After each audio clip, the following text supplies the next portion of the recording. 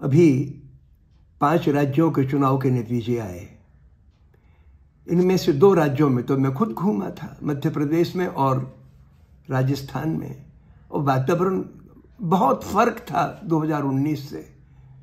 बल्कि हालत इस वक्त ये थी कि नफरत की बात जब मैं करता था कि भाई ऐसी हुकूमत लाओ जो नफरत से मुल्क को आज़ादी दिलाए, जो कॉरपोरेट और नफरत के नेक्सस को तोड़े, और जो दंगे फसाद वाला जो एक्यूट प्रॉब्लम खड़ा हुआ है मणिपुर में और दूसरी जगहों पर जब होता है तो उसके बारे में सक्रिय हो, निष्पक्ष तरीके से सक्रिय हो। जब मैं ये बात करता था तो अक्रॉस दी कम्युनिटीज़, चाहे वो दलित हो, सवर्ण हो, मुसलमान हो, क्रिश्चियन हो, इन सब तबकों में मेरी बात सुनी गई, लोगों ने आके पर्चे लिए।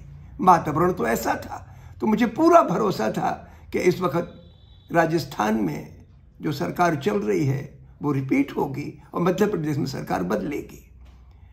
रिजल्ट एकदम उसके उलट आए, और ख़ासतौर से मैं इस बात के लिए बड़ा चिंतित हूँ कि जब रिजल्ट आए तो जो हिंदुस्तान का करोड़पति तबका है, एक गैदरिंग में मुझे ऐसे लोगों से मिलने का मौका लगा जो बड़े बड़े अफसर रह चुके हैं, व्यापारी हैं, कारोबारी हैं, उनमें सेंस ऑफ एलान अपने ऊपर कि कितना बड़ा काम हो गया।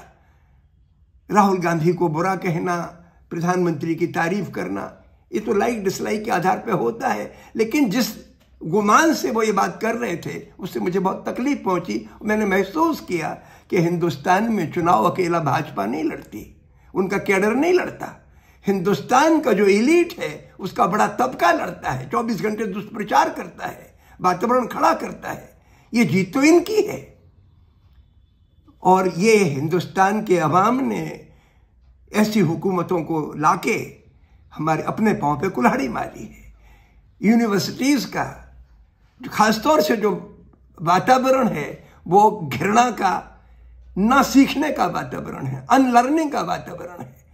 उसको मिटाने की ज़रूरत थी। हमारे बच्चे कहाँ जाएंगे जहाँ पे आप खुल के सोच ना सकें, खुल के चर्चा ना कर सकें?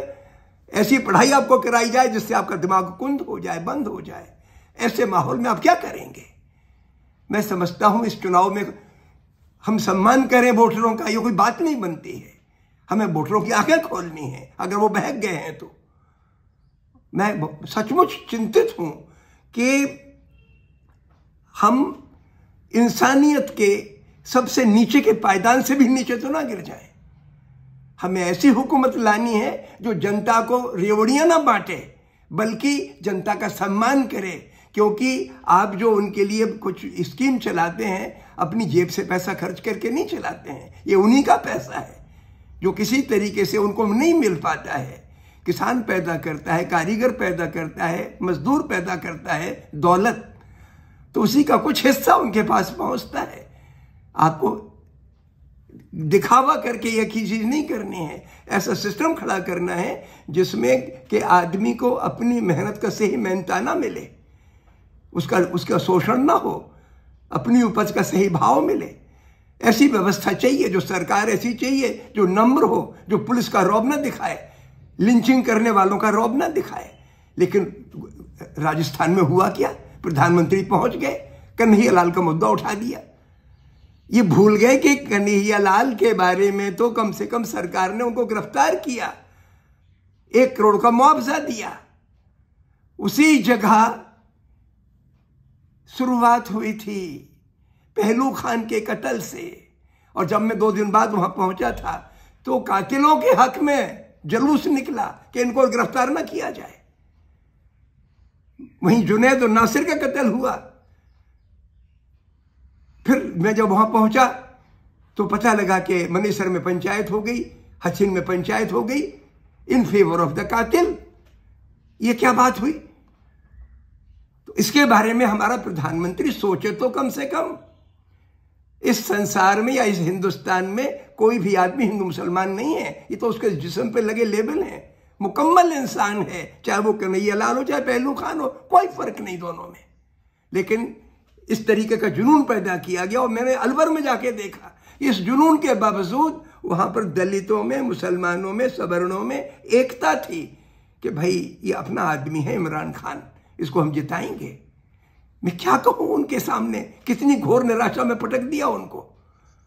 ये तो बहुत घृणित चीज हुई है। अब हम इसके लिए राहुल गांधी को दोषी ठहराएं, कांग्रेस को दोषी ठहराएं या समाजवादी पार्टी को, ये बेईमानी है। इन लोगों ने जो बन सकता था किया, अच्छा किया। लेकिन जिन लोगों ने, जिस रईस तबके ने घृणा भरने वाले लोगों की मदद की, मैनिपुलेशन किए, ये चुनौती बहुत गंभीर है। मैं चाहता हूं कि 2024 का चुनाव सामने आने वाला है, हम हिम्मत न हारें।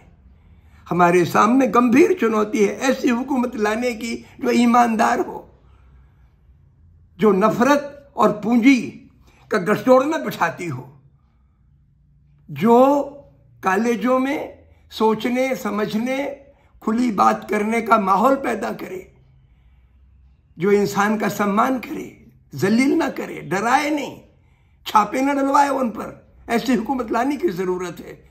ये बहुत गंभीर चीज है। इसकी जिम्मेवारी पॉलिटिकल पार्टीज के अलावा हर संजीदा नागरिक के ऊपर भी है, लड़का हो चाहे लड़की, किसी उम्र का हो, बूढ़ा हो चाहे नौजवान। हमें समझने की जरूरत है। ये बहुत गंभीर मसला है। बहुत बहुत शुक्रिया।